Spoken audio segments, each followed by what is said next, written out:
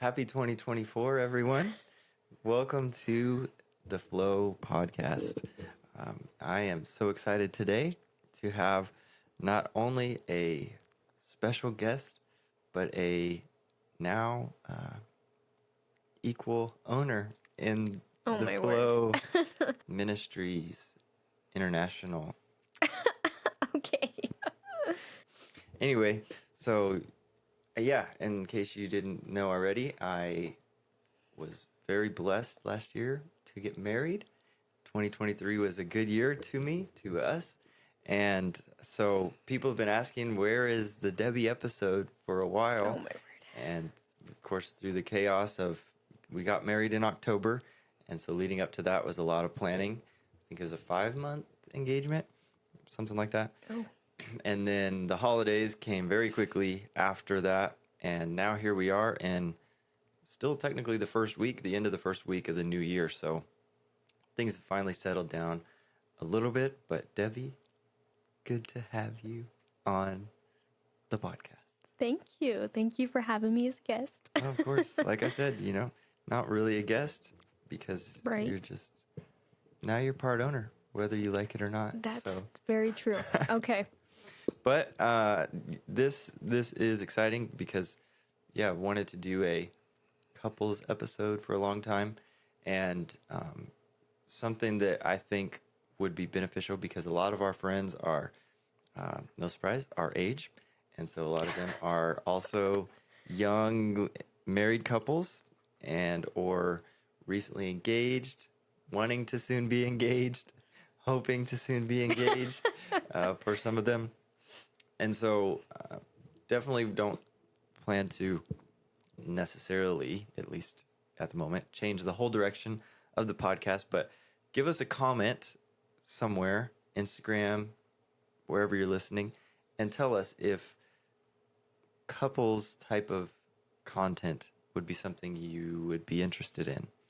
We were throwing around some different names this morning of people that we know, people that we would like to reach out to, have on, that would be really cool as couples episodes. So let us know. But today with Mrs. Debbi, the Debbi-sode, we're going to talk about a little bit about transition because she has done her fair share of transition in her life. I've done a pretty decent amount as well, growing up, moving a lot, and just different things in recent months too with getting married. So where should we start? So first of all, once again, welcome to the Flow. We have here, try our best to have apostolic conversations with people from all walks of life, and we love coffee. Now we love green smoothies as well. So sit back, relax, grab your cup of coffee and or your green smoothie, Yes. and enjoy the Flow today. So Debbi, how are you? I'm doing great. Good. Thank you, sweetie. Yes. So before we jump in, for anybody who may not know you, would you like to give us a brief summary about who you are? All right. Well, my name's Debbi. I grew up in Sunnyside, which is very close to Yakima, like a 30-minute drive, which is where Joe grew up. In Washington. In Washington, yes. And I'm 22. I graduated college last year. From where? Oh, so I went to college at the University of Washington, and then I went to college at CLC. Nice. And then right now I'm working at a mental healthcare facility, and that's my full-time job. Awesome. And what were your degrees that you got?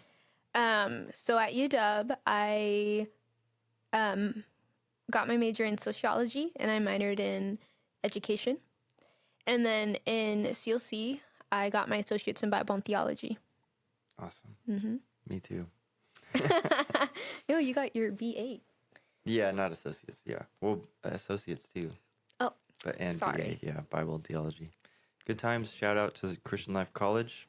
Always like to give them some shout outs. Mm-hmm.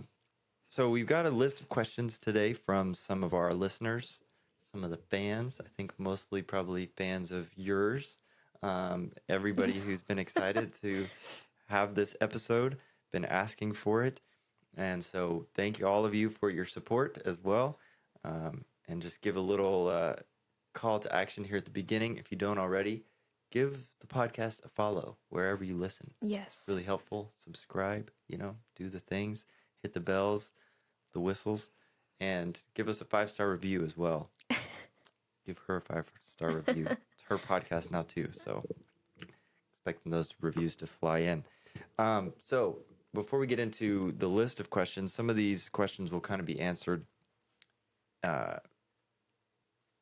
in this part here. Okay. So you've been through a lot of transitions in your life, and so can you kind of go back a little bit to your younger years? Okay. Not very long ago. Yeah. But back a little bit to your life and from high school on, and what those years of transition looked like, and how someone asked this question of what were the steps you took while you were in transition. So how you handled and went through the different transitions that you did.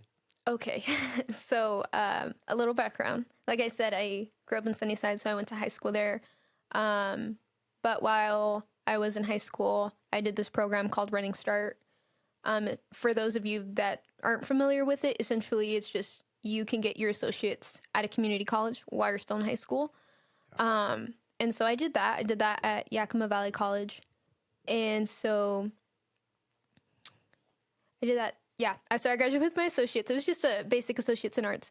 And then after I graduated high school, I chose to attend UW. And so right after high school, I moved to Seattle.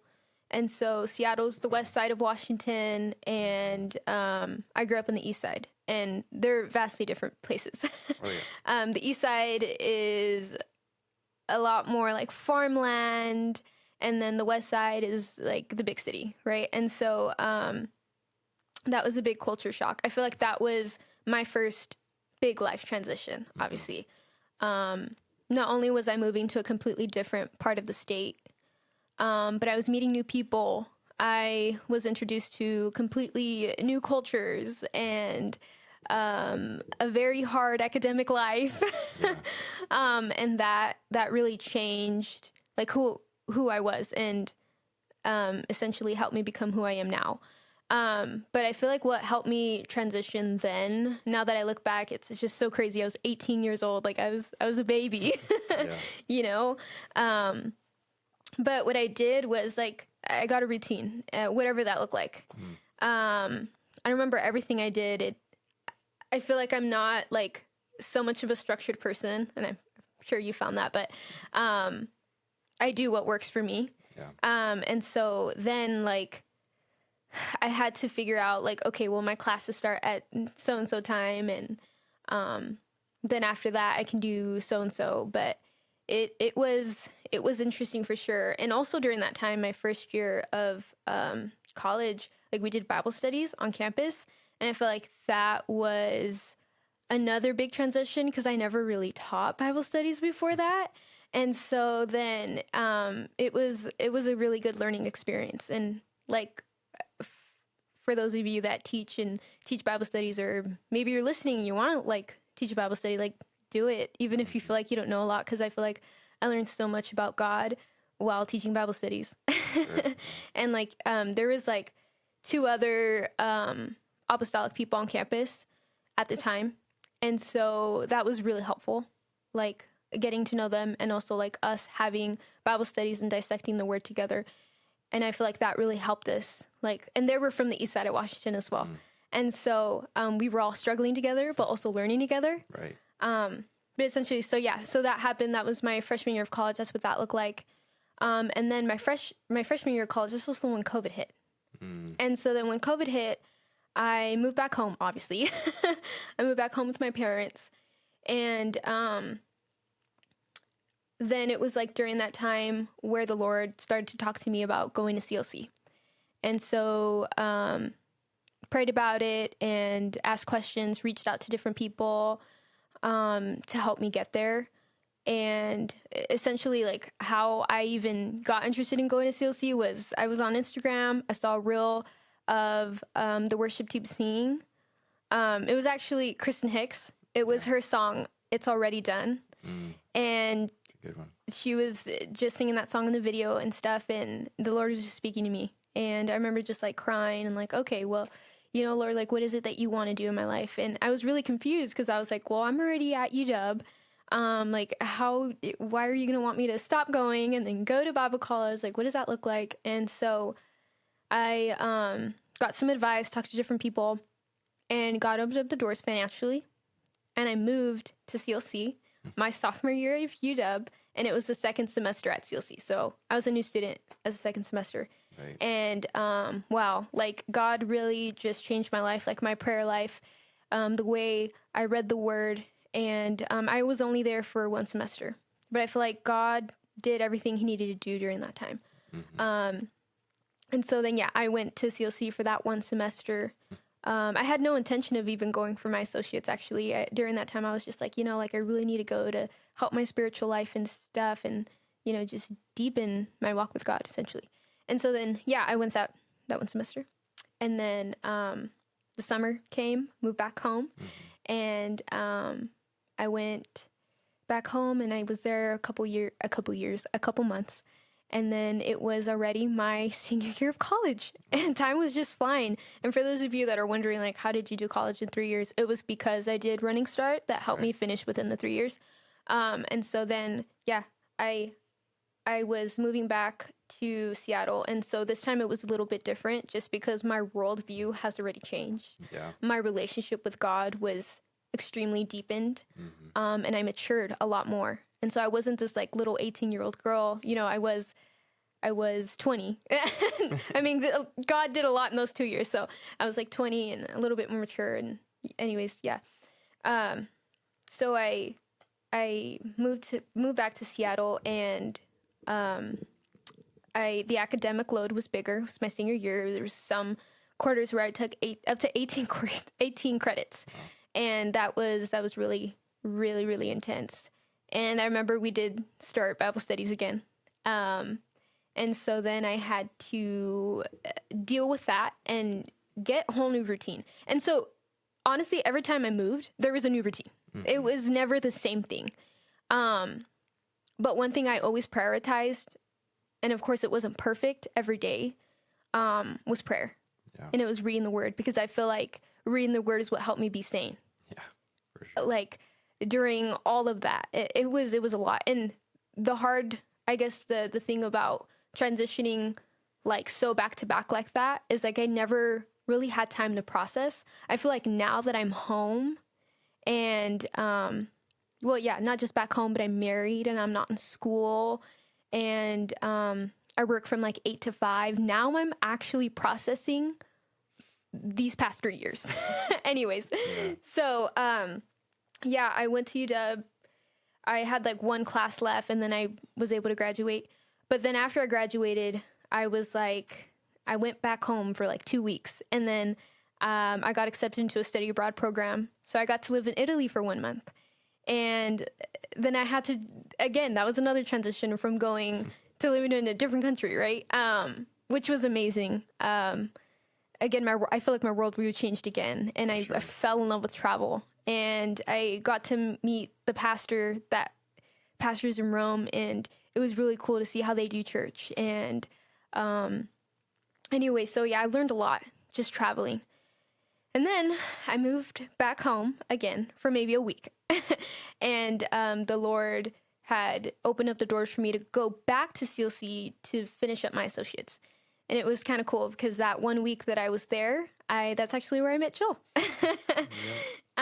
And so, yeah, I was home for a week, and then I moved back to CLC this past year. And yeah, and I was able to get my associates there. And that's kind of how my whole life, and I know it's a lot for the listeners, but yeah, that's how my life looked. Wow. Yeah, definitely lots of transition and things to adapt to. So back when you saw that reel, that Christian Life College put out, which shout out to all the media people doing some good work Yeah. there. Definitely makes a difference in churches and colleges and things.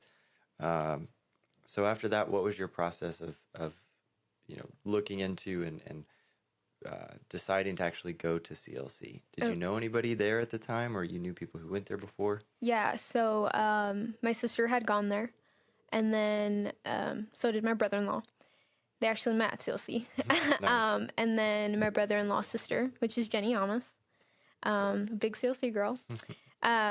She really helped me through this process. And also, like, I feel like I was going through a lot of thoughts, like, how am I going to manage UW and CLC? Because in no means, like, I felt like I was, like, supposed to stop going to UW. Like, I felt like I had to do both at the same time. And also, like, that's something my parents really wanted me to do. They really wanted me to, like, just continue UW and finish those courses. So I, like, wanted to be obedient to that. And I was like, okay, well, Jenny Amos actually did the same thing. So she did secular school and CLC at the same time. Yeah. And then my sister, she went to UW for a year, and then her second year she took, like, a break and then went to CLC.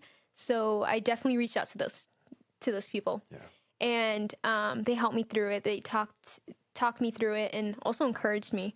And, like, for those of you that are, like, thinking of attending CLC and, like, what steps do I take, like, talk to people that went there and ask questions. Don't ever be scared to do that. Yeah. That's definitely what helped me. And then obviously going on the website and, like, doing, like, those basic things and applying and make sure I get accepted and different stuff like that. But I feel like that's what my process looked like. Definitely just reaching out and then applying. Yeah, that's good. I think it's too, just like going to the experience is a really good thing. Like, Yeah. I never did that personally, but yeah, my I guess experience was kind of different. But in a similar way, I felt to do the same thing, and I reached out to Brother Miko Laksamana, who had went there a few years before, and I knew he had a good experience and knew some people, and then my friend Brandon Berglund, he was there actually at the time and asking me to go and kept encouraging me to come, at least for experience. And I was always closed off to the idea of Bible college in general, and so definitely a God thing that led to that. But yeah, talking to people who are there or have been there is a huge thing for sure. So now our questions. Okay. We've got a list of questions, so I think some of the things about transition will definitely kind of come up a little bit more in these questions, but want to get into these questions that the listeners put in. And real quickly, if you ever want to, I know for these ones we put it out on Instagram and stuff, but if you ever have questions that you want to be answered in the podcast or topic suggestions, feel free. Always send us a DM or a text message. That would be great. Love suggestions. So we did get a few though, and the next one I want to ask is, what was your first impression of each other? Jumping back to that timeline you just went through. Oh my goodness. Okay, so well, I met you the summer, or technically didn't really meet you that. It was so briefly, but the summer of 2021. And my first impression was that you were just really serious. But then, like, I had, like, a second first impression of him where I actually did meet him and, like, greet him and stuff, which was the summer of 2022 at the conference we met. And, yeah, I still thought you were serious. My mind didn't change about you. And that wasn't to say, like, I didn't think he was, like, a bad guy or anything. No, like, I thought he was handsome and stuff, but, like, I didn't think anything past it. Like, oh, he's just a serious guy and he's handsome. And whoa, he's from Yakima. Like, wow. But that's about it. Yeah. And in my defense, I don't really have a good reason for the first time, which was when, some of the guys were on tour and we went through your church. I don't know why I was in a more serious mode then. I had no involvement in the services besides just kind of prayer. But the second time this summer at that Hyphen event, I was preparing for a day's session to speak, and so in an even more serious mode All because right. of that is my defense. But my first impression of you from your church, and then the next time too, is probably the same thing too. Is just like, well, first it was I have probably a little bit jealous. I was like, man, these guys, all my buddies, they know her, because I didn't know even the story, and they didn't tell me beforehand of, there's this beautiful girl in Sunnyside Oh my goodness. that had went to CLC. But yeah, we saw you there, and I was just like, man, how is this girl just up the road from me technically? And I'd never met her, never known her, and which we've grown up in different organizations, for those who don't know too, from the Apostolic Assembly and fellowship with the UPC for the most part. But yeah, definitely first impression was just like, wow, she's really beautiful. She's so cute. Um, and yeah, same impression still and later. So, Oh. yeah. Okay, so where to next? Okay, next question for you, and I can answer it too if we would like. But how did you prepare for being a wife? Okay. It's a big one. Yeah. Well, I guess the way I can word it is, I feel like all of my life experiences really set me up for being a wife. Right. Well, not just like the things I did and stuff, because everybody has to go through a different set of things, but it's the way that those things shaped me and formed me. And I feel like that's what I guess prepared me for being a wife. But also, like, I mean, if we want to talk about like more practical things, other than that, I feel like I read books too. I read a lot of books, and it's not even just like preparing to be a wife, but it's also like, I feel like I'm learning so much just these 3 months of actually being a wife. Sure. Because, well, a little background too, like I always thought I was not going to get married this young. And so I always thought like, oh, like I'm going to finish my master's and then go on, in which God really changed my worldview and how I think about things and stuff this past year. But too, I just, Joel sweeped in my DMs and changed my life. So, but anyways, reading books. So I read this book called Sacred Search, and I was actually reading that while I was in Italy. Okay. And it's the author is Gary Thomas, and the book was essentially not about who you marry, but why. Why do you want to get married? And so that book really like helped me think about those types of things in a different way. And I changed my mindset to not who, but my why. And I found my why was marriage is beautiful. And so that was something, like, I remember during that time, like, I was like, that is something I want to do. Like, I don't have to wait to get my master's, like, I think I want to get married someday. And then it was, yeah. And so I read that book, actually, I was in Italy. And then that week after, I actually met you, which is just hilarious. But and awesome at the same time.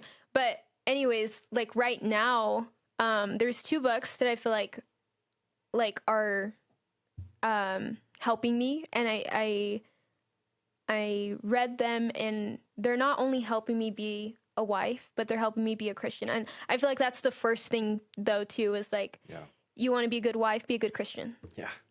But anyways, so the books are Nothing But the Best: A Call to Excellence by Joy Haney, and The Magical Gift of Kindness by Joy Haney. Nice. And like, obviously, like, the books are about giving your all and your best to the Lord. But when you're doing that and you're reading about excellence and you're reading about kindness, like, you want to do that for everyone that you're around, and especially too for your husband. And I feel like reading books like that really challenge your character and challenge your walk with God to be better, help you prepare to be a wife.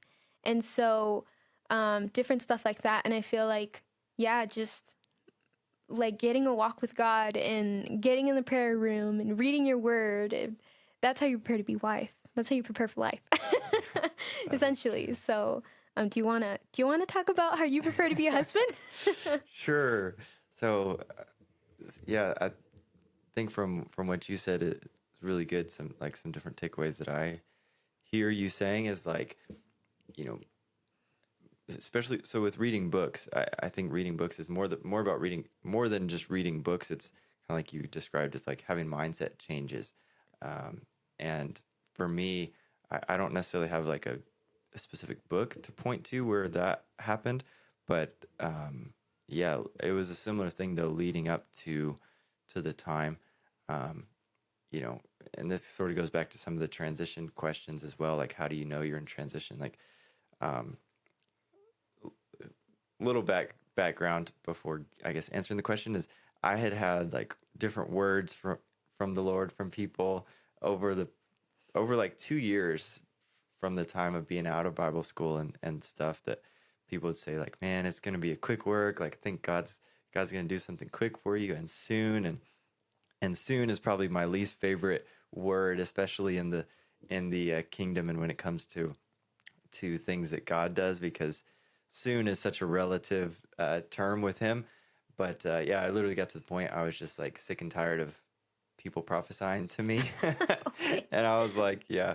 So, but I think of the kind of humorously, I think of the old song, you know, she'll be coming around the mountain when Oh she my word. comes. And so I was like, hey, I'm just gonna wait here at this mountain.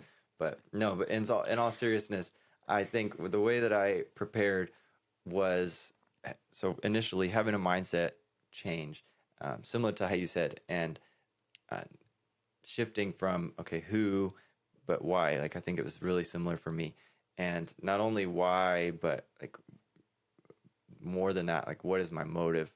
And for a lot of my, I guess, 20s before getting married, honestly, my motive probably was because of loneliness. You know, was one of the biggest things, which is a great blessing of marriage. It helps with that. It's man, the Lord doesn't intend for man to be alone, Right. Yeah. and so that is a big void that it helps fill.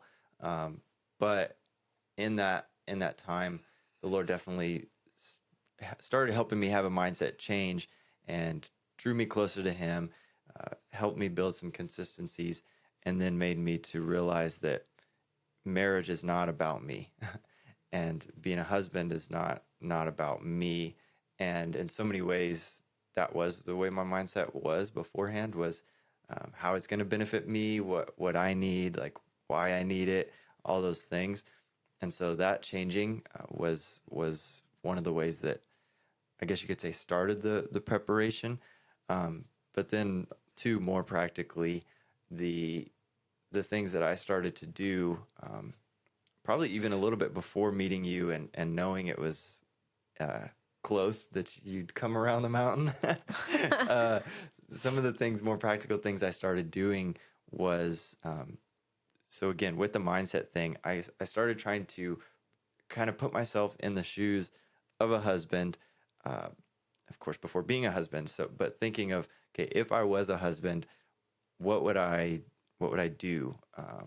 And instead of waiting until the time came, I just started thinking, okay, how would I keep the house tidy if I was a husband? How would I, whatever, like whatever it may have been.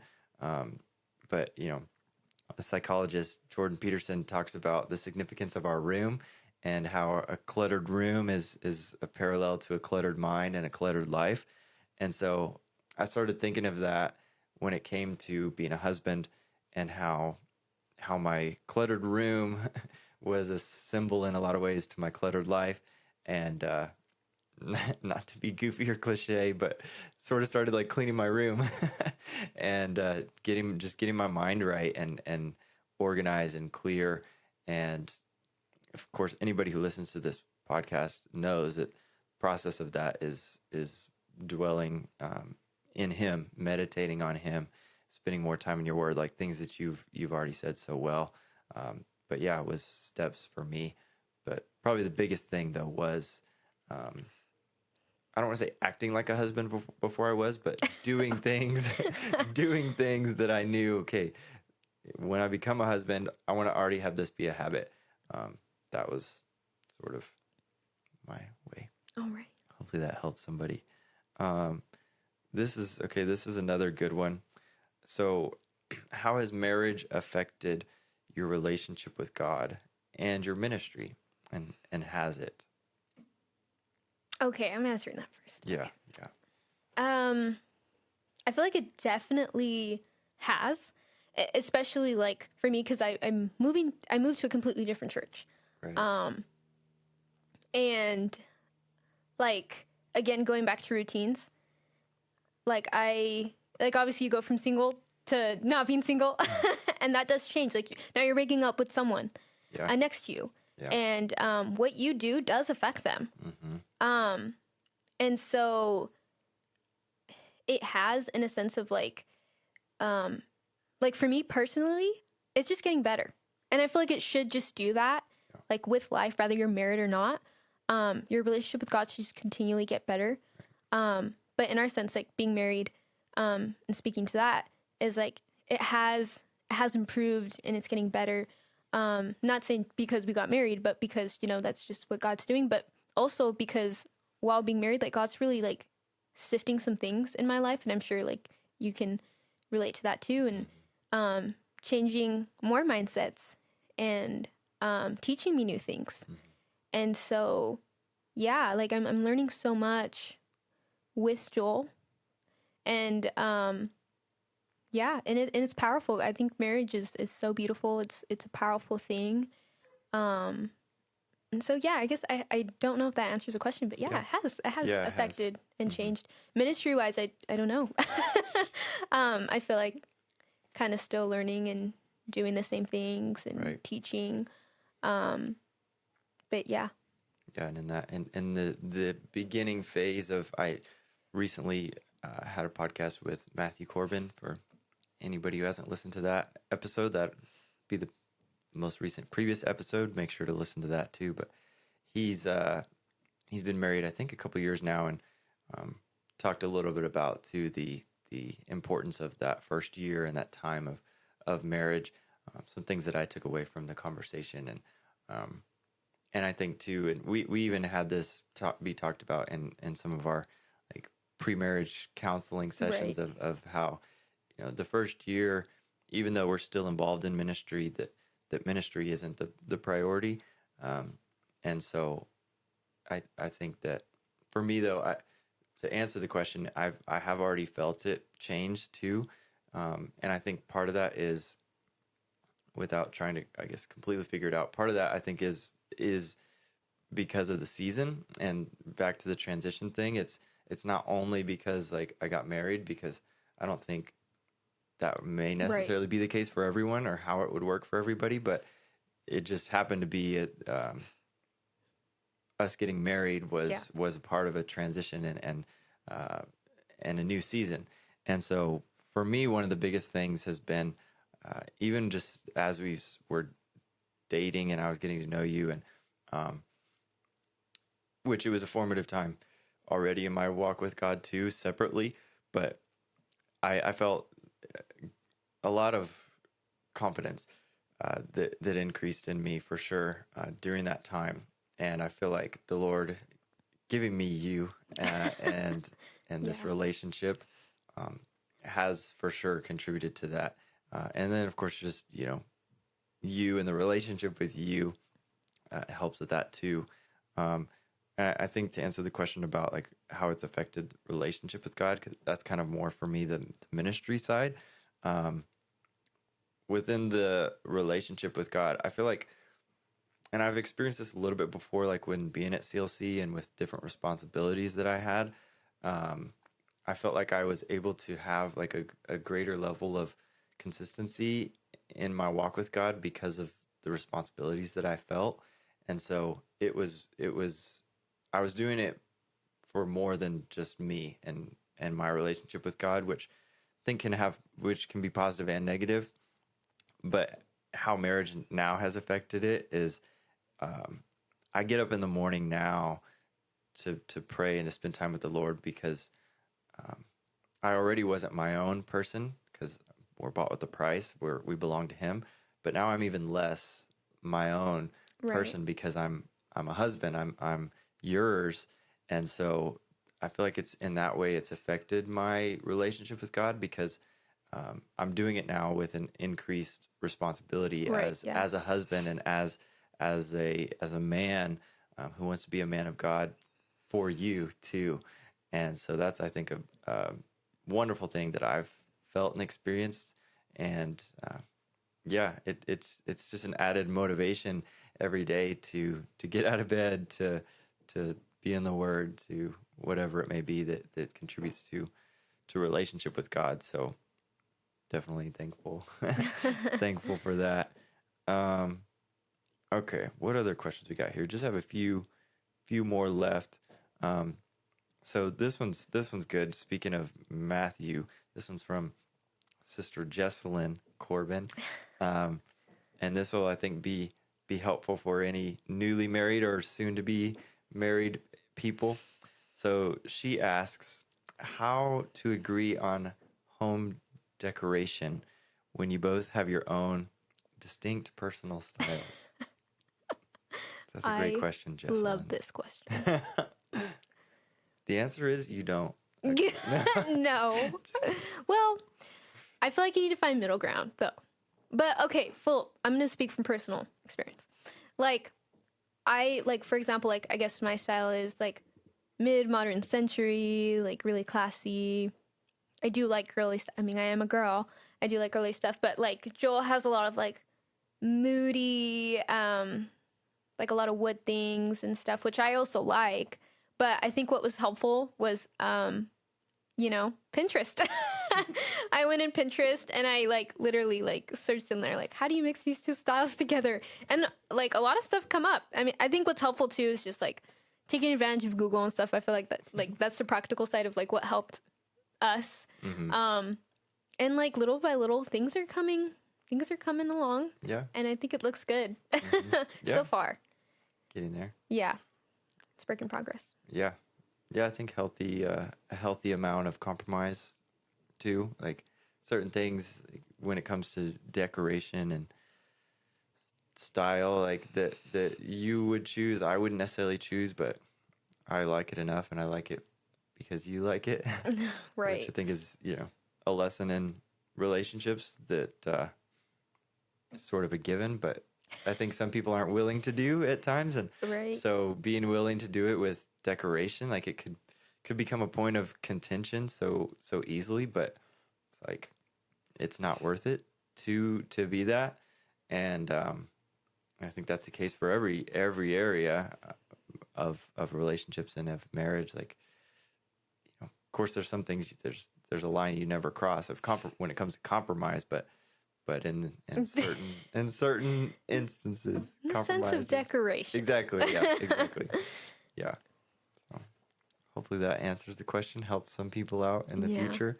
But yeah, because Jess asked it in a good way.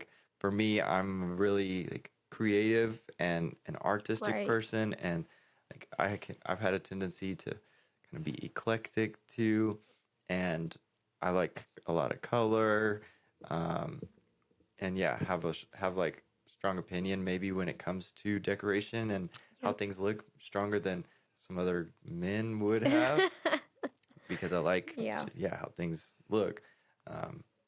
But yeah, apply this to all the areas that you got to make joint decisions in. Yeah, which I like that about you, though. I like that you do have some good, strong opinions about decor. Yeah. Some things, though, you do got to say no to. But then some things you got to say, yeah, if you like it, we'll do it. Yeah. Within reason. Okay, what else we got here? So this one we sort of talked about a little bit, how to approach moving to a new state after getting married. This one was asked, but technically neither of us moved to a new state, but you can maybe talk about it a little bit more since you moved to a new city and then new church. Yeah. How have you approached that? Kind of a hard question. Yeah. It is. Or maybe I'll frame it this way. answering it for somebody else. Like, Right. how would you, what advice would you give to somebody who's approaching that similar transition, knowing that they're going to have to move either Right. states or cities and also go to a new church? Not only a new church, but for you too, like a new church that's affiliated with a new organization. Right. Yeah. Um, Man, I like this one is like a given for like a lot of things, but staying connected and like reaching out if you have questions about anything, or if you just like need a friend. Because I feel like Yeah. like what I've noticed like with all the transitions and stuff that I've kind of been through, and even like right now, like you might feel like kind of lonely and you might feel a little lost. And the way to approach that is reaching out. Yeah. And of Don't course isolate prayer. yourself. Yeah. Of course prayer and like reading the word will help you to like mentally deal with it all. And also like, and I've mentioned this before, just finding your routine. Yeah. That helped me every single time.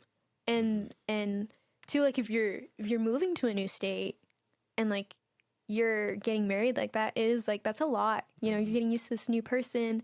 You know, even if you knew them, like yeah, you're getting used to them now as like a married couple and a whole new environment. And like really the only way to approach that is like as a Christian too, you know, like prayer and the word, and God will like walk you through it all, even on days where it feels like impossible. It may not be the answer that you may be looking for, but that's all I can really think about. That's what, you know, like really helped me. Also like I think journaling. Joel's really good at journaling. I'm still like, I feel like I go through phases of like not doing it and doing it, but like filtering your thoughts and seeing what you're thinking about. And two, like that's one thing, like so I work with a couple, or every now and then we go to the jail. And like that's one thing they teach prisoners actually, to like work through their feelings. And they go through a lot of transition, right? And like they're going from prison to prison, you know, different stuff like that. But journaling and reading is like a big thing to help them work through those transitions and how to approach it. Yeah, that's how I'm gonna answer that. That's good. Good answer. Good answer. Yeah, I think that one thing I've appreciated too is just in watching you, because I think it's fair to say you've had to transition more in this in this marriage so far. Literally, I mean, physically, you have, and something I've appreciated, like in even just the way that you have how you said this, like with the church, is you're just glad to be able to serve together with the people that are there. And I think that's a great mindset and attitude to go in with. Like, you know, again, assuming everybody that's listening is Christian and wants to live in the flow and do the will of God. And if you're going to do the will of God and you're spirit filled, then you're going to be involved in ministry in some way and somehow, whether it's front facing or not. But you'll want to be available to your church, to your local church. And so that's something I've loved just in watching you. Like, of course, there's things that we do because now we're married and we go to the church that we go to. But there's attitudes and things that you've chosen to do and say individually that I think for people that would be going through the same thing, having that approach would be really beneficial too. Right. Knowing you're there to serve. To like add something to that really quick is like your mission doesn't change no matter where you go. Yeah. Like after you get married, after you move to a new state, it's love God, love people, reach people. Yeah. And so as long as like you have your like values and morals, like God will literally help you through that, like I've said before. But yeah, just keep in mind your mission never changes. Yeah. That's so true.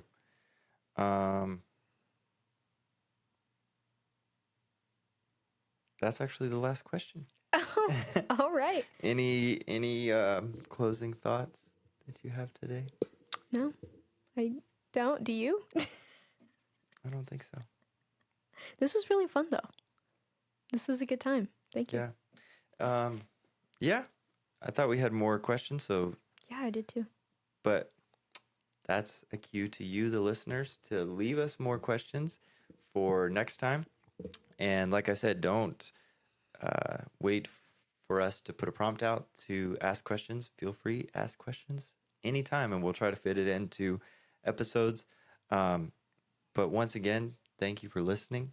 Thank you for supporting the Flow podcast simply by listening and following it wherever you listen, and also for leaving reviews. That's very appreciated and goes a long way by showing others who may come across the podcast that it's a legitimate podcast worth listening to, and also showing the platforms that the podcast is hosted on that it's a podcast that the listeners love and enjoy. And reviews are a great way to do that. And by the way, it's free to do it. Free to leave a review, free to listen, always will be. All right. So feel free Yes, to do go that. do it. Do Yeah. that. But be blessed and have a great rest of your day.